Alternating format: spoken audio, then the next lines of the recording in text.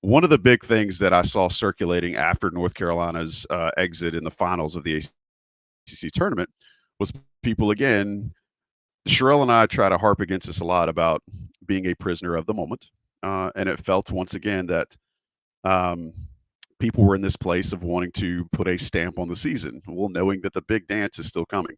So, what I want to ask all of you guys, I'm going to go clockwise as I see you on the screen. So, Tommy, you're first. The tournament and the season will be a success if blank happens. It already has been. And I said that on the message board, and it's probably my Yep. most liked post ever. Is unless you've been asleep since 2019, March of 2019, if you don't think the season's been a success thus far, I don't know what to tell people. Yeah. I mean, beat Duke, win the ACC regular season. This team has been bad for the last 3 years, but for 6 games in March, 2 years ago. So the season's already been a success, but to keep it in the moment and be a prisoner of the moment, I think you need to get to the second weekend for the fan base as a whole to consider it a success, even given the last 3 or 4 years. Yeah, and I want to couch that. I did see that post, Tommy, and I think you're dead on. Like the season's already a success, but if we're going to try to humor the folks that are still a little perturbed or got a little chafing going on, we want to make sure we're addressing them too. Greg, this tournament or this season is a success if dot dot dot.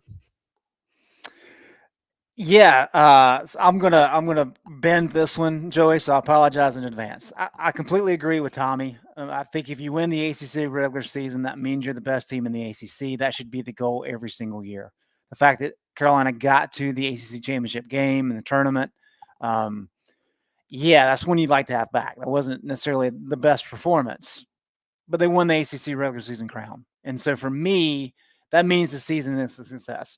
Um, because of that, I'm looking at the NCAA tournament as a separate entity, um, and I'm gonna elevate the stakes a little bit. North Carolina is the number one seed. Since the tournament expanded to 64 teams in 1985, Carolina has been a number one seed 13 times.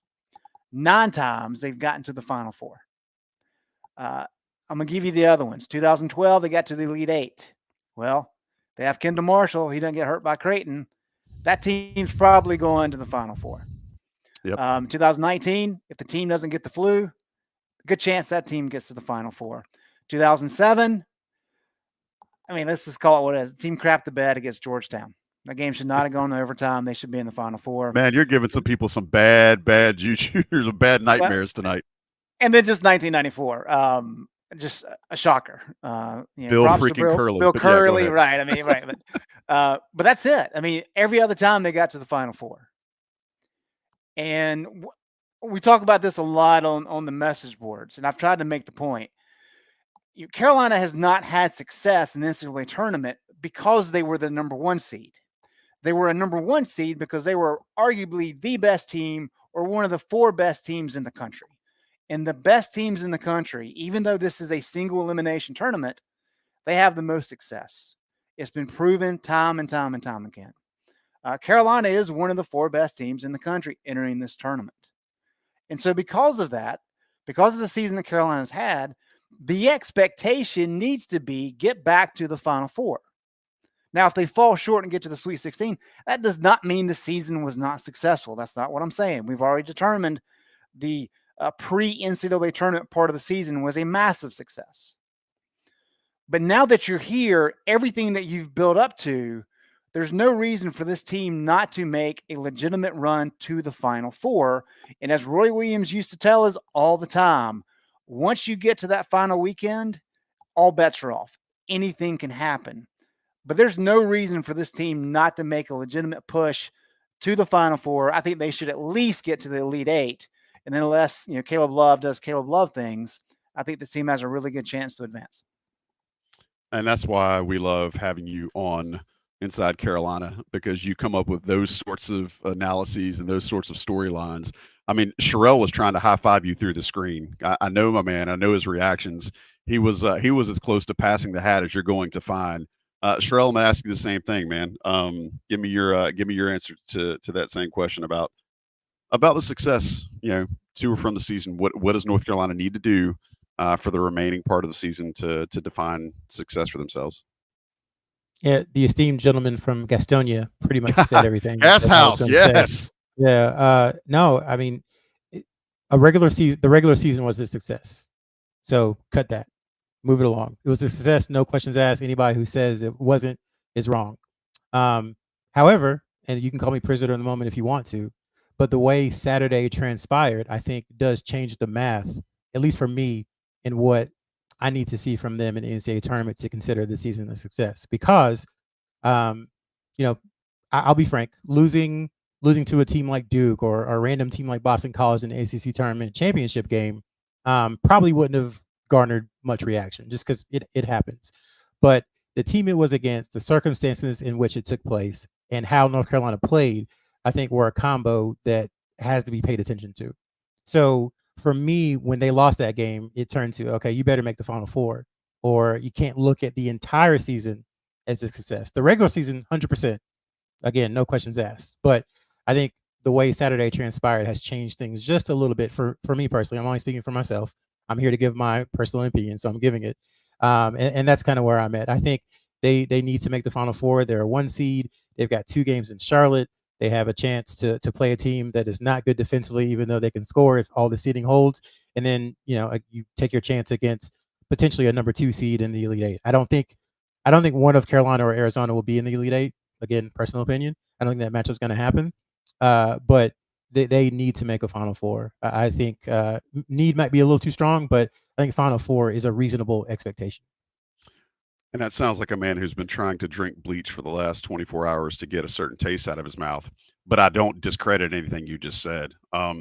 It is to what you and Greg said about compartmentalizing, the prior 30 whatever games, and then this next little stretch. I think that's a unique way to look at it, and I love that y'all put that spin on it. That's why you guys are here. Sean, all right, we're down to the last few seconds. You're going to the line, 2 shots to make it a 3-possession game. You gonna hit these or what? Well, I agree with all the above, but for this team, I mean, I think we saw it in the ACC tournament coming into the year, preseason ranked anywhere from 18 to 20 in that range, which you're looking at any the 4 seed-ish, 3 to 4 seed, and I think they've proven once again only 3 losses in the ACC. Absolutely tremendous what they did during the conference play, the 2 Duke games, Tennessee, et cetera, getting to the ACC tournament. So especially going to the Final Four, I think that should be when you have a guy like RJ Davis and Armando returning and what they've been able to put around them. I think Final Four, getting a championship should be the expectation. But I've been so scared of the second round, no matter who they're going to play for pretty much the whole season. And I felt like I saw that play out against NC State. So I'm hoping that it came a little early when there's still a chance to have another game. But when you look at playing Pitt, they played a team that didn't make the tournament.